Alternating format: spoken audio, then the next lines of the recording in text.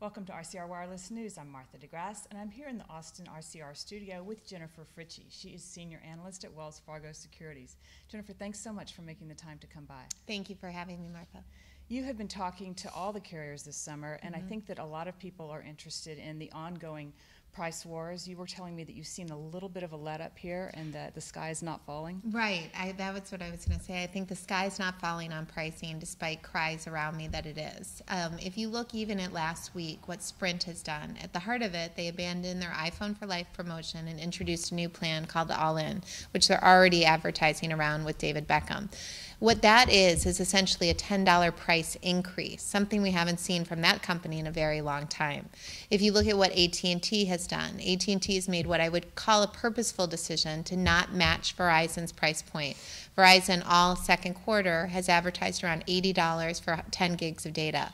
AT&T has stayed at that $100 price point for the similar amount of data. So you are seeing some moves toward rationality in pricing. T-Mobile has clearly been the disruptor, and frankly, it's hard to keep up with every Un-carrier, every shift they're making. But at some point, and I think we're getting to that point, you really are going to have to focus on profitability, and they cannot continue to do that, nor will I think their German parent company let them do that if they continue to move that pricing lever down. So how does all this impact the carrier's ability to spend on infrastructure? So the carriers, I think we have to look around at each individual situation. I know some of my peers have made some pretty bold calls that the industry overall isn't generating free cash flow, et cetera. I would disagree with that comment, or you have to really take the outlier and the non-normalized spending and EBITDA cycle that Sprint now finds itself in.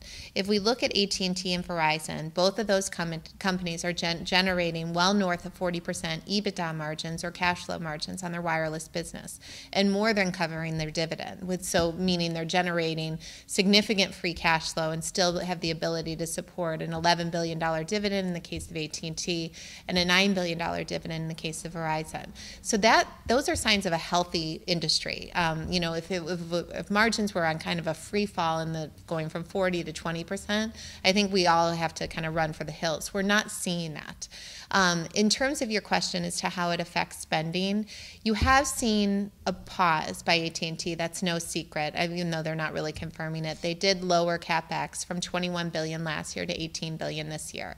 But as we turn the page into the second half of 2015 and they close on the DirecTV deal, which should be any minute here, I think we will begin to see the purse strings open and more of a refocus on wireless. They're going to have to deploy the $18 billion price tag that they spent on the AWS-3 auction, and there's more to come, the WCS rollout, et cetera. For Verizon, it's been a very different story. I think, if anything, they've not slowed. They're spending $18 billion, which is flat, even could be slightly up year over year from 2014 levels.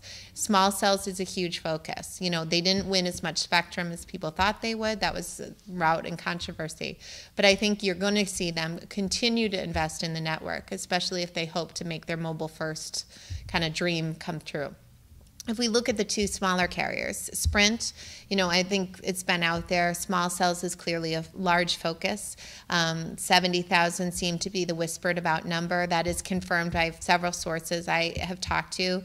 It seems like it could be mobility as the winner of this contract, although I think others are up for it as well or trying to get in there.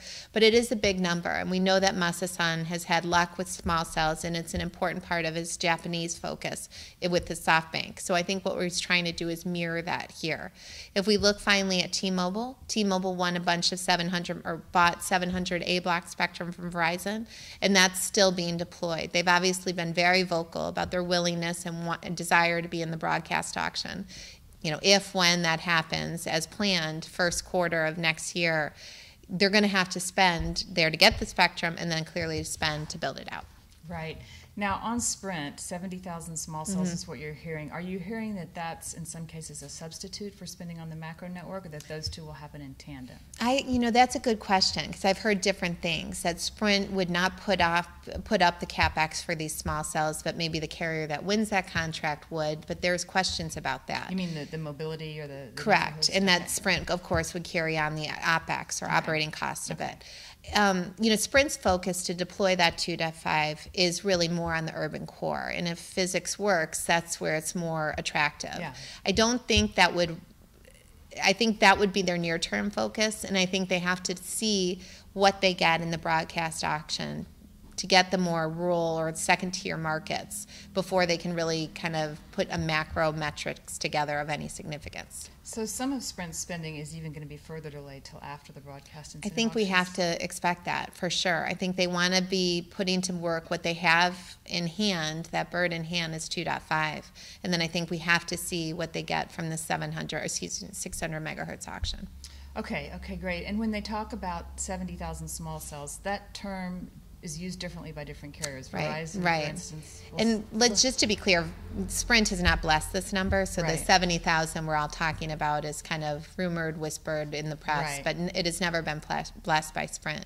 But is it the shape of DAS? Is it the shape of Pico? We don't know. I mean, I think that there will be a good amount of microwave fiber backhaul there, but I also can tell you that some of the fiber companies that we follow are very excited about the prospect of Sprint rolling out these small cells. I bet they are.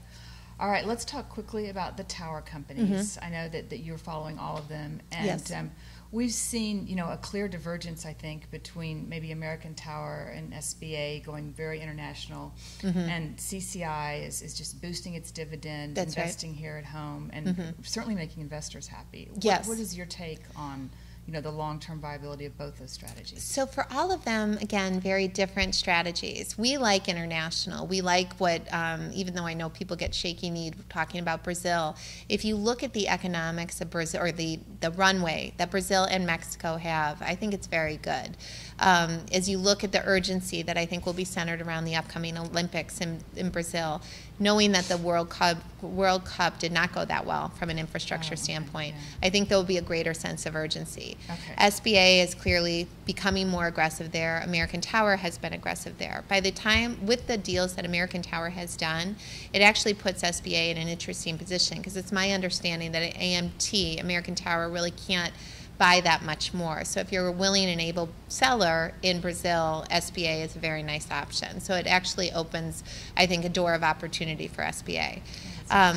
For Crown, you're right. It's been an interesting story. They've very much doubled down on the U.S. They're selling Australia, really have no plans or stated plans to go internationally, and has really doubled down on the small cell theme.